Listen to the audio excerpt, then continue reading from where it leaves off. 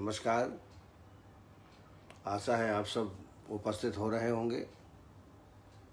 कल एक वेबिनार हो जाने की वजह से कल मैं आपके समक्ष नहीं उपस्थित हो पाया। आज फिर पुनः आपके सामने उपस्थित हूँ। पिछले व्याख्यान में पांडु रोग के बारे में चर्चा की गई थी। आज हाइपर कैल्सीमिया और हाइपोकैल्सीमिया के बारे में चर्चा करेंगे। देखिए, धीरज कुमार जी उपस्थित हो गए हैं, नीलम शुक्ला जी भी उपस्थित हो गई हैं, आमना जी उपस्थित हो गई हैं, कुछ समझ में नहीं आ रहा है। सोनल पटेल उपस्थित हो गए हैं,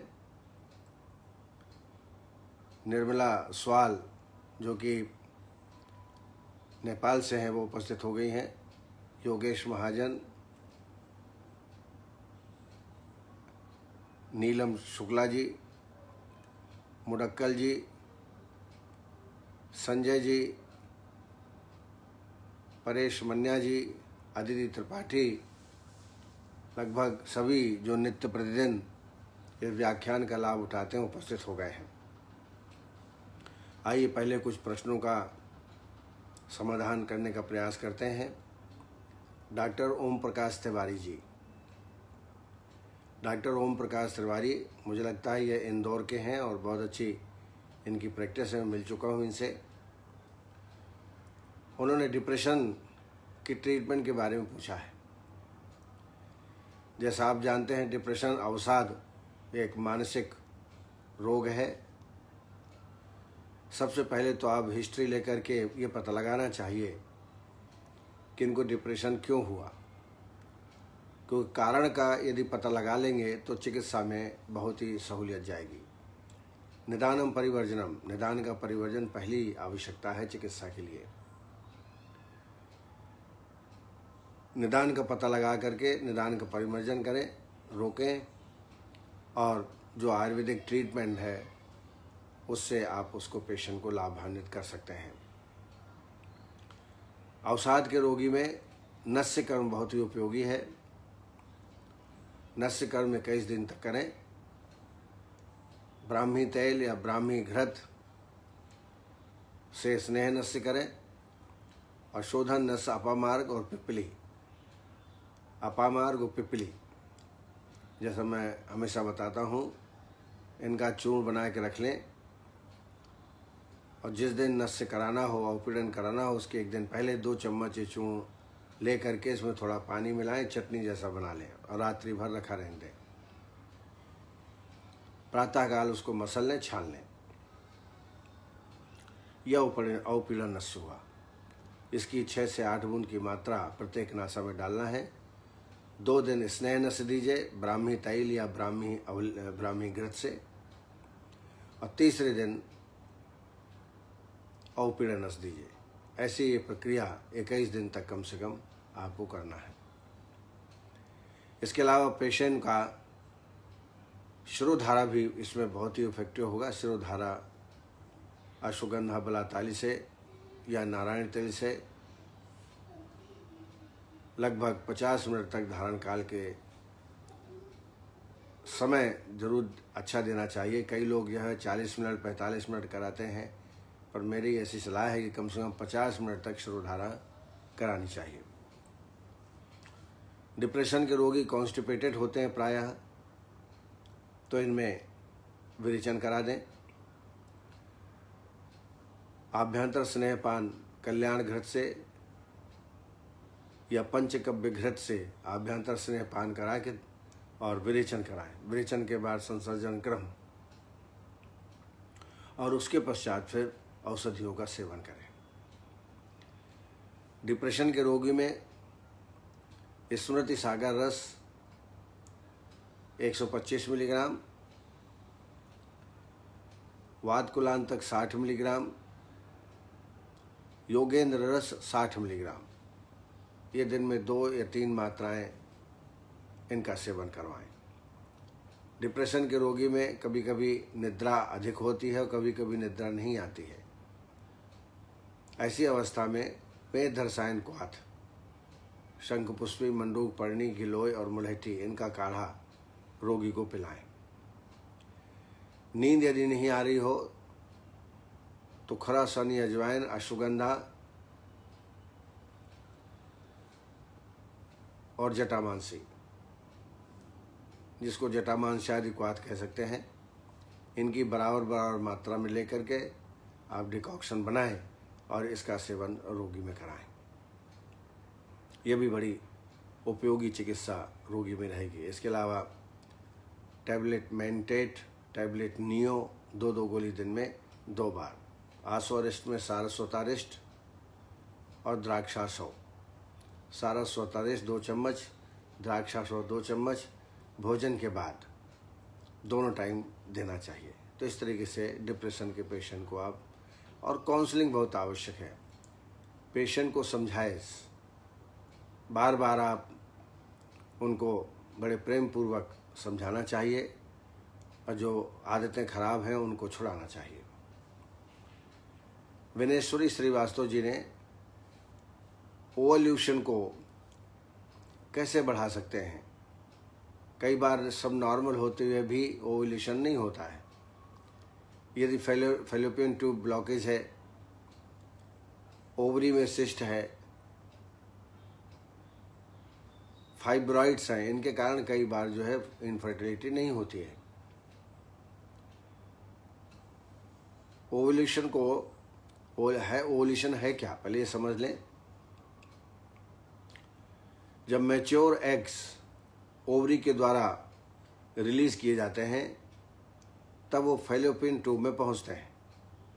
फैलोपियन ट्यूब में उपस्थित स्पर्म से मिल करके और फर्टिलाइजेशन का काम होता है। यहाँ पर फर्टिलाइजेशन होता है। इस क्रिया को बढ़ाने के लिए निश्चित रूप से फल घृत की उत्तरवस्थी देवें। फल घृत की उत्तरवस्थी, ये तो स्नेहवस्थी हुई। निरूहवस्थी के रूप में गंभारी और कुटच इसका डिकॉक्शन बना करके 100 ml से 120 ml तक निरूहवस्थी के रूप में उत्तरवस्थी दे सकते हैं। इस तरीके से 3-3 दिन के अंतर से ये उत्तरवस्थी देवें। इससे ओवल्यूशन की संभावना ज़्यादा बढ़ जाती है। पुरुषों में स्पर्म काउंट बढ़ाने के लिए, मोटिलिटी बढ़ाने के लिए बाजीकरण औषधियों का प्रयोग कराएं। कौंच पाक 5 ग्राम दिन में 2 बार, अश्वगंधा, मुलहठी, शतावरी, श्वेत मूसली और बबूल फली, इनका चूर्ण बहुत ही उपयोगी है। 1-1 चम्मच दिन में 2 बार ठंडे दूध के साथ सेवन कराएं। इससे निश्चित है स्पर्म का काउंट भी बढ़ता है। यदि लगातार लेते हैं, कम से कम 3 महीने के बाद ही आप अपेक्षा कर सकते हैं कि हमारे स्पर्म बढ़े या नहीं। तो इस तरीके से थोड़ा ना थोड़ा ओवल्यूशन को हम और इम्प्रूव कर सकते हैं।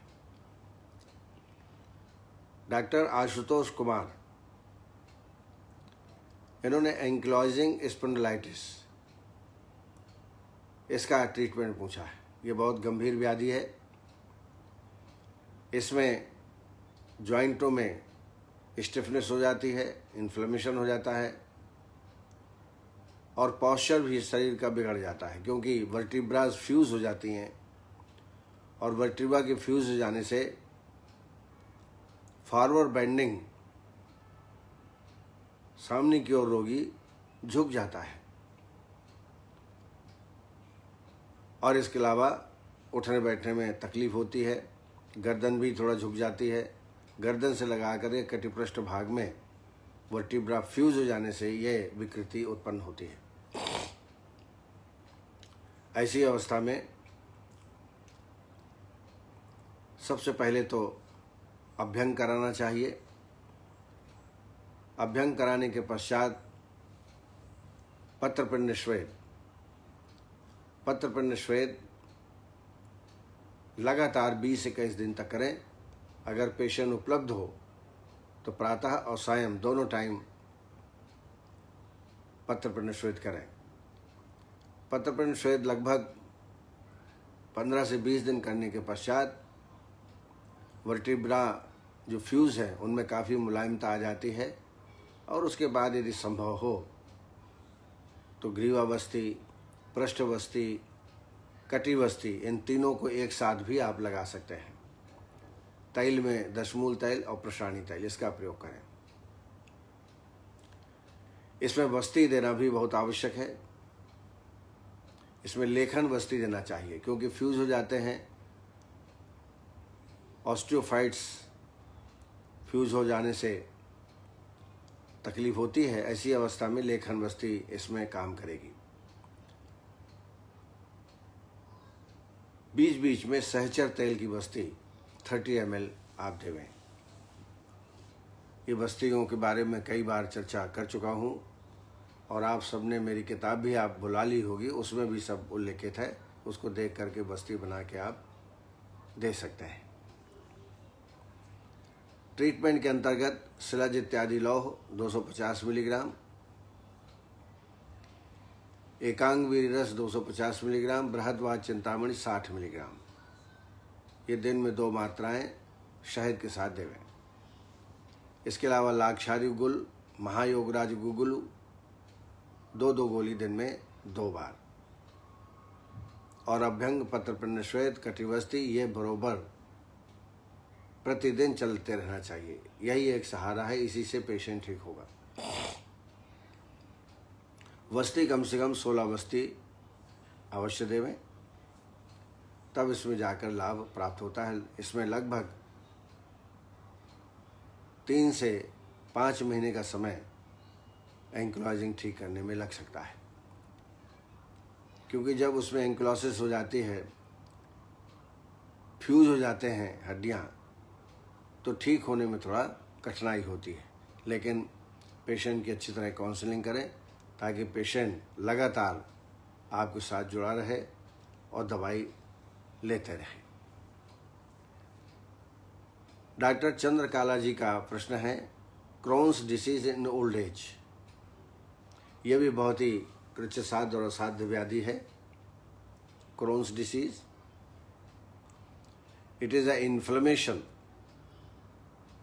या यूँ कह सकते हैं ये जो बाउल हैं हमारे अंदर, GIT ट्रैक्ट, इसमें इन्फ्लेमेशन हो जाता है।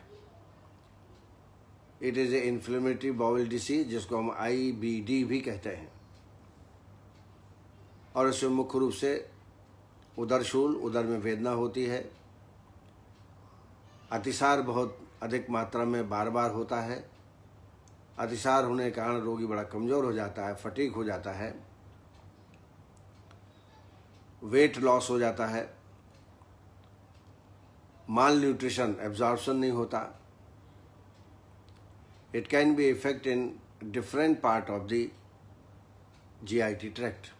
किसी भी पार्ट में ये क्रोन्स डिसीज हो सकती है।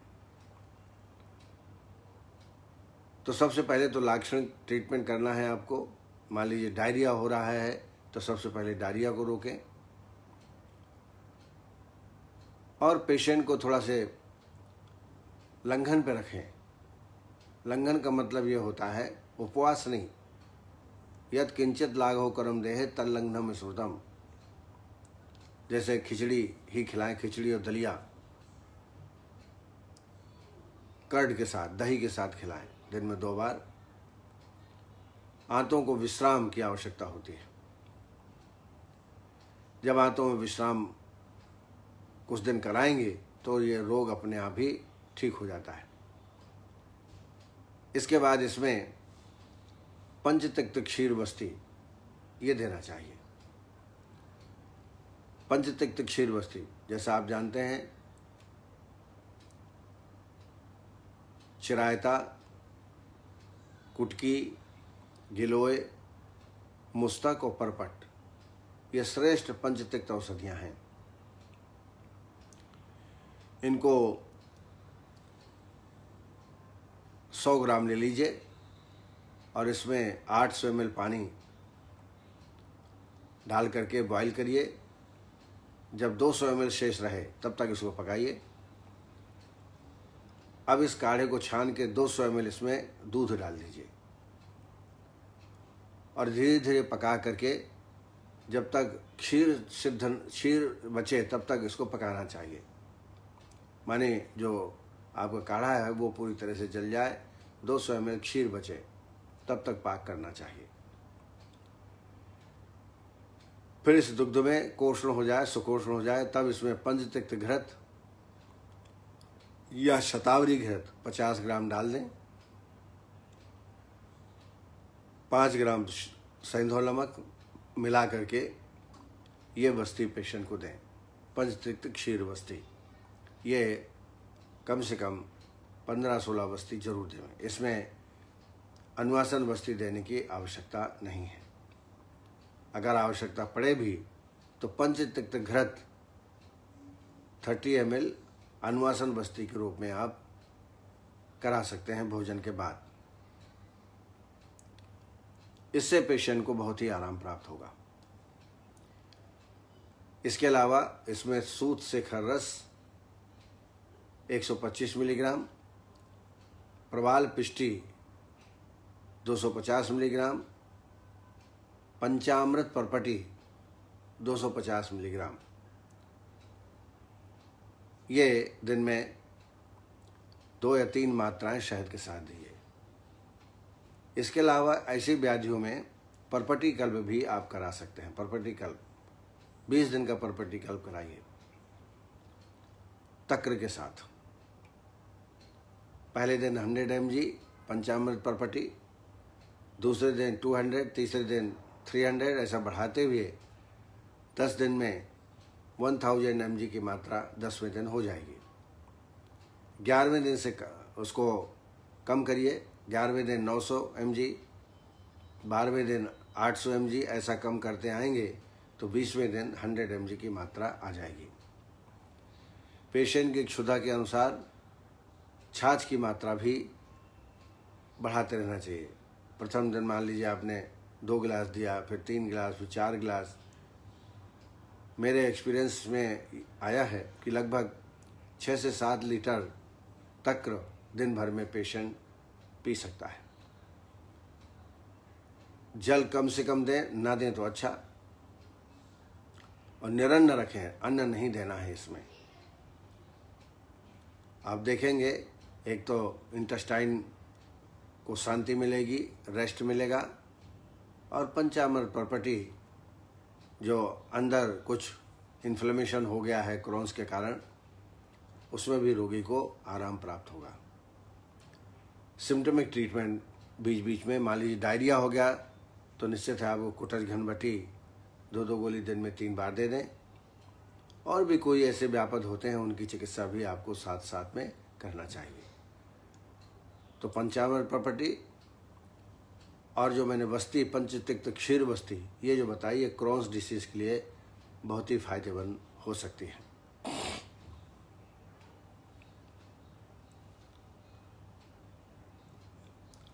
रजनीश शर्मा जी, इन्होंने गंधक द्रुति कैसे बनाते हैं ये मैं कई बार बता चुका हूँ, मैं फिर से एक बार रिपीट कर देता हूँ। गंधक द्रुति बहुत ही श्रेष्ठ औषधि है, खासतौर से फंगल इन्फेक्शन के लिए, स्किन डिसीज के लिए। इसको बनाने के लिए 100 ग्राम शुद्ध गंधक ले लीजिए और इसको बारीक पीस लीजिए, एकदम बारीक पीस करके इसमें 5 ग्राम त्रिकटु चूर्ण डाल दीजिए और फिर अच्छी तरह पीस दीजिए। और फिर इसमें तिली तेल डालिए और उसको घोटते जाइए। आप देखेंगे जैसे च्यवनप्राश होता है ऐसा गाढ़ा गाढ़ा ये हो जाता है। अच्छी तरह घोटने के बाद एक कपड़ा लीजिए, पतला कॉटन का, लगभग समझ लीजिए 6 इंच लंबा, 6 इंच चौड़ा कॉटन का टुकड़ा ले लीजिए और इसमें ये जो आपने बनाया गंधक और त्रिकटु, इसके अलावा तिली तेल के माध्यम से जो लेप जैसा बनाया है उसको उसमें फैला दें। किसमें? कॉटन के जो टुकड़ा आपने चयन किया है उसमें फैला दें। फैलाने के बाद उसको रोल कर दें। रोल करने के बाद दोनों सिरों को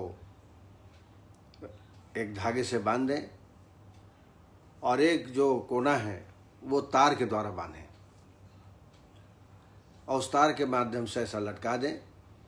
लटकाने के बाद नीचे एक कटोरी रख दें, इसको जला दें।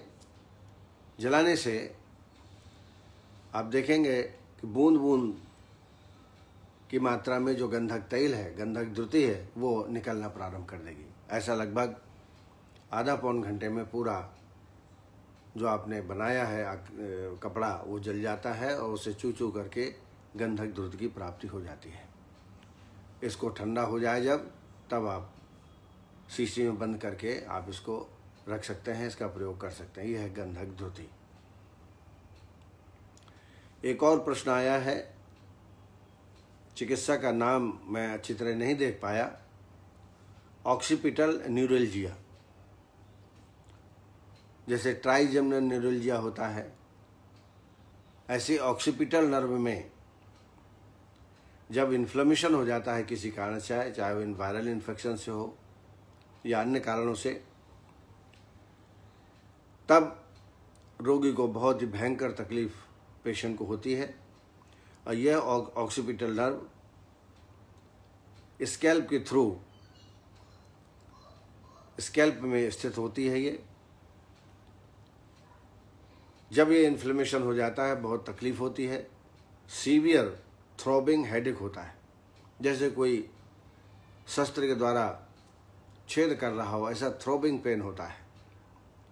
और ये पेन अपर नेक में भी, बैक ऑफ द हेड और कानों के पीछे भी वेदना होने लगती है। इसको बोलते हैं ऑक्सीपिटल न्यूरल्जिया। चूँकि ये न्यूरोलॉजिकल डिसऑर्डर है तो उस दृष्टि को सोच करके आपको दवा देना है। इसमें नस्य कर्म बहुत ही फायदा करेगा। इसमें शोधन नस्य नहीं करना है, स्नेह नस्य इसके लिए उपयोगी है। ज्योतिष्मती ऑयल, इंद्रिय वर्धक तैल या अणुतैल से निरंतर 4-4 बूंद की मात्रा में नस्य का प्रयोग लगातार 20-21 दिन पेशेंट को कराएं। इसके अलावा इसमें सिद्धवस्ती, जो पार्किंसंस में मैंने बताई थी सिद्धवस्ती, उसका प्रयोग करें। यवकोल कुलत्थानाम क्वाथा मागधिका मधु ससैंधवा सयष्ट्यावा सिद्धवस्ती इति स्मृता। सिद्धवस्ती है, सुश्रुत की बस्ती है। सुश्रुत चिकित्सा स्थान में आप इसको देख सकते हैं, और मेरी किताब में भी इसका उल्लेख है। इसमें अश्वगंधा और केवांच बीज और मिला दीजिए और विधिवत बस्ती बनाइए और विधिवत तैयार करिए। विधिवत जब हम कहते हैं तो माक्षिकम लवणम स्नेहम कलकम क्वाथम इति क्रमात् आवपेत निरूहाणाम संयोजने एषु विदुः। इस विधि से बस्ती को बनाएं और ये क्रमशः लगातार 15 से 20 दिन तक ये बस्ती देवें। आवश्यकता पड़ने पर अश्वगंधा घृत या तैल की बस्ती अनुवासन बस्ती के रूप में प्रयोग कर सकते हैं, लेकिन अनुवासन देना जरूरी नहीं है। तो आप सिद्ध बस्ती इसमें दीजिए, निश्चित रूप से लाभ होगा। इसके अलावा शुद्ध शिलाजीत 500 मिलीग्राम आधा कप दूध में घोल करके दोनों टाइम दीजिए।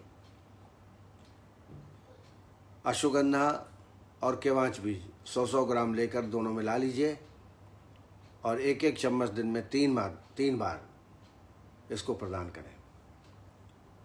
इसके अलावा शिरोधारा भी इसमें लाभप्रद होगा। और जितने भी नर्वाइन टोकन हैं, डोज वो हैं, टॉनिक हैं, उनका प्रयोग, जैसे पल्सी न्यूरॉन, नियो टैबलेट या मेद रसायन काढ़ा, इन सब का रोगी को सेवन कराना चाहिए। तो इस तरीके से ऑक्सीपिटल न्यूरल्जिया का ट्रीटमेंट आप कर सकते हैं। रस औषधियों में योगेंद्र रस 60 मिलीग्राम वातकुलांतक 60 मिलीग्राम और प्रोआल पंचामृत 125 मिलीग्राम, गिलोय सतत 250 मिलीग्राम। फिर से रिपीट कर रहा हूँ, योगेंद्र रस 60 मिलीग्राम, वातकुलांतक 60 मिलीग्राम, प्रोआल पंचामृत 125 मिलीग्राम, गिलोय सतत 250 मिलीग्राम।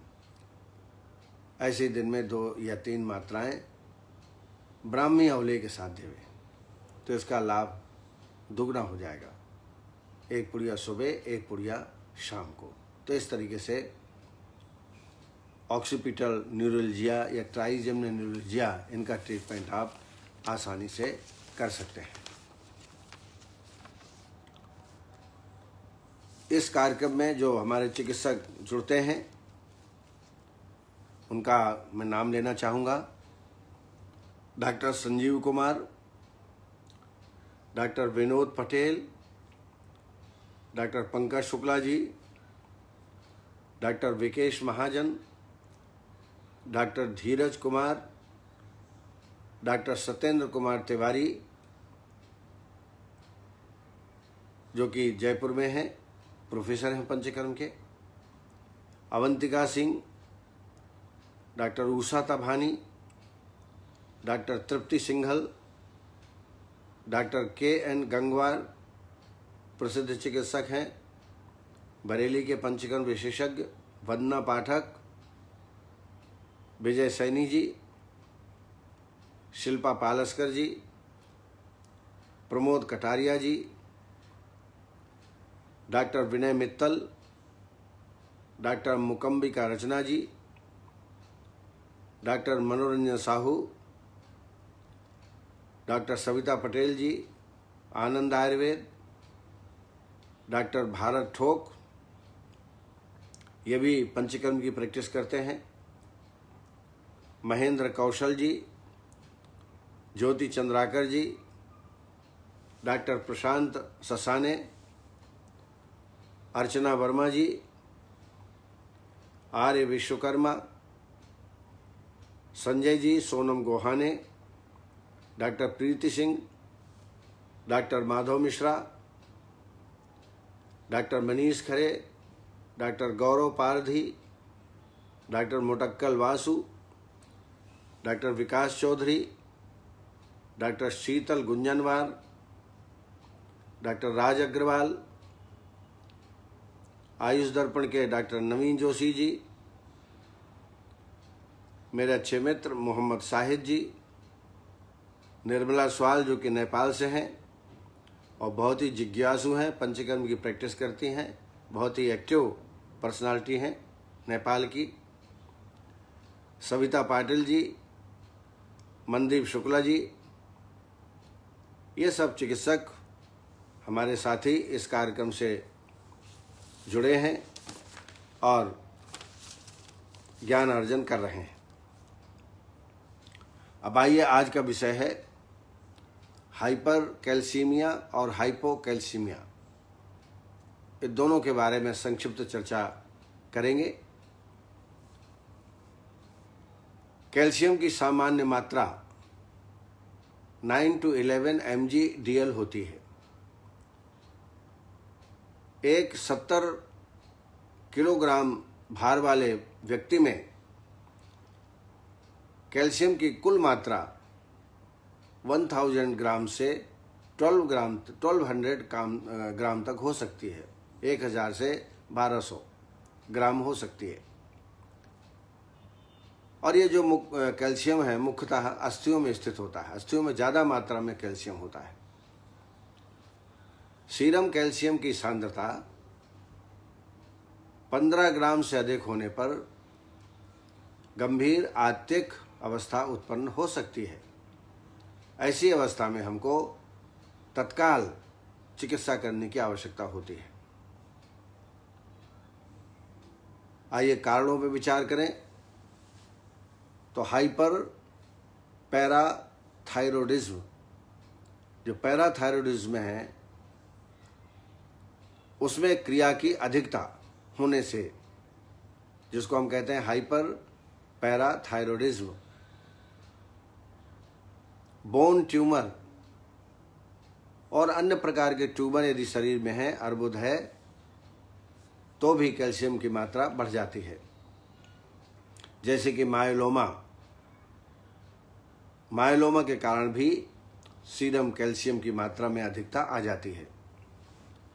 इसके जो मुख्य लक्षण हैं वो यह हैं: जीआईटी ट्रैक्ट, गैस्ट्रोइंटेस्टाइनल ट्रैक्ट तथा मांस अस्थिगत लक्षण प्राप्त होते हैं। जीआईटी के लक्षण और मांस दुष्टि के लक्षण, अस्थि दुष्टि के लक्षण प्राप्त होते हैं एवं न्यूरोलॉजिकल लक्षण भी उत्पन्न होते हैं।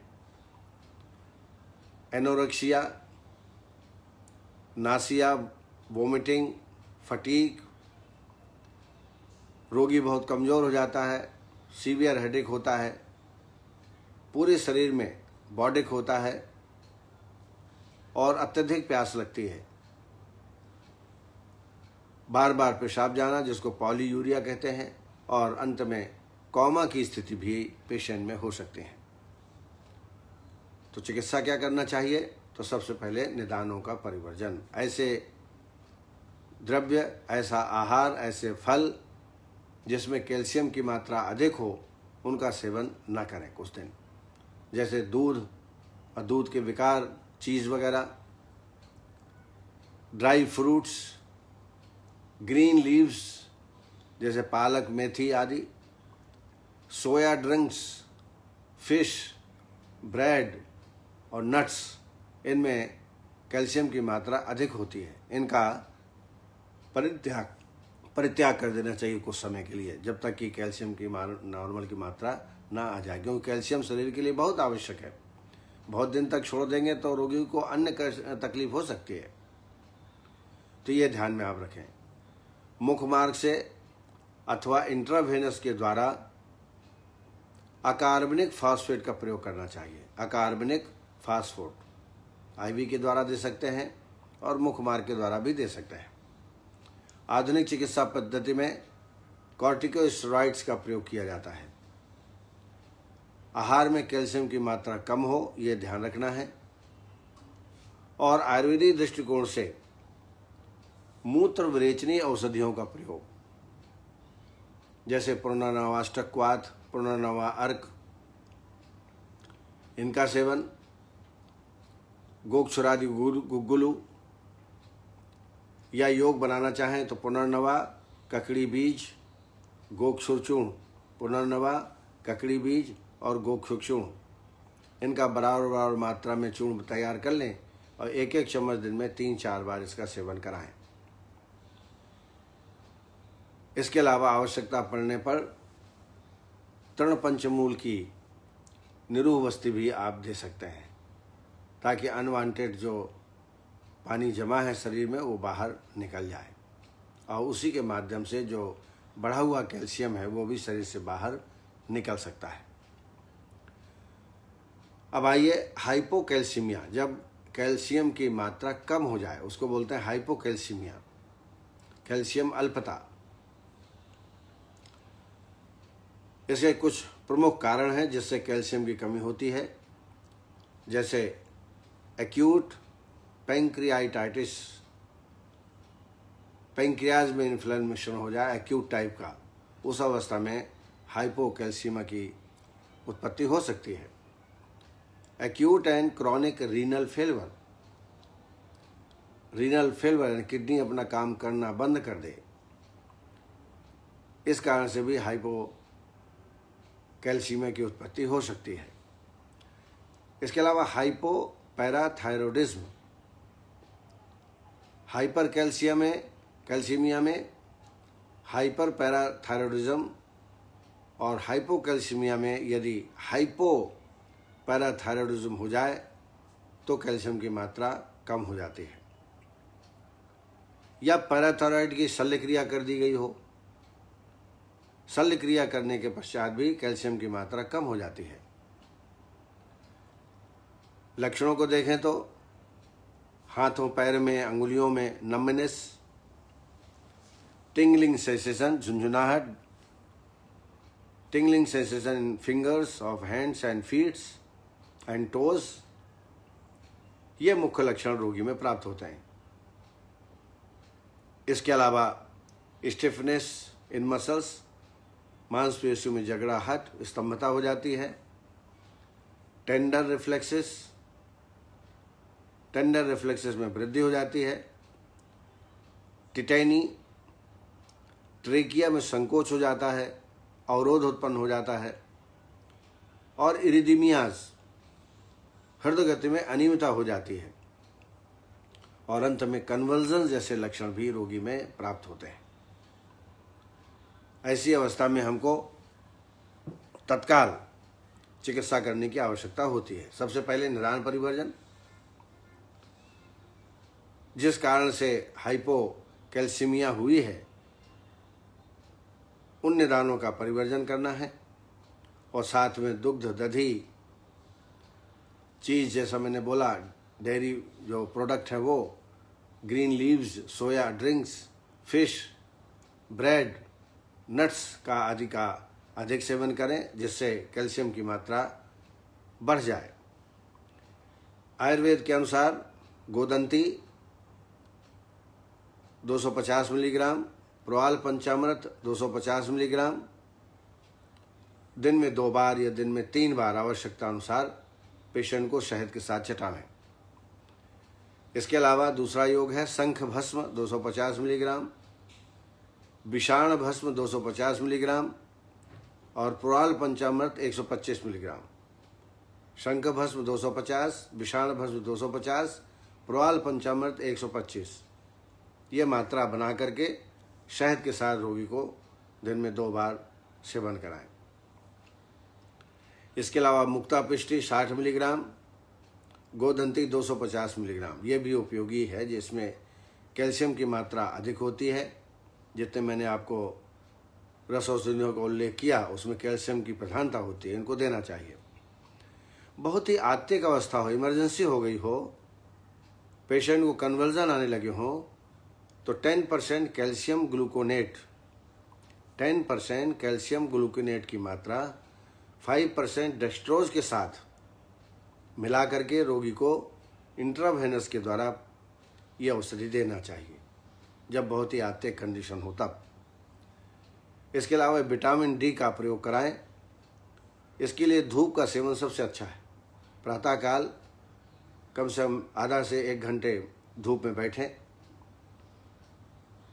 सफ़ेद तिल में भी कैल्शियम की मात्रा अच्छी होती है, तो लगभग 2 चम्मच सुबह 2 चम्मच शाम सफ़ेद तिल का सेवन करें। इससे कैल्शियम की पूर्ति शरीर की हो जाती है। इस तरीके से आज हम लोगों ने हाइपरकैल्सीमिया और हाइपोकैल्सीमिया के बारे में चर्चा की। कल फिर इसी वक्त आपके समक्ष प्रस्तुत होंगे। तब तक के लिए नमस्कार। आप सब सुखी रहें, स्वस्थ रहें, इसी प्रकार ज्ञानार्जन करते रहें, इसी कामना के बाद जय आयुर्वेद। धन्यवाद आप सबको।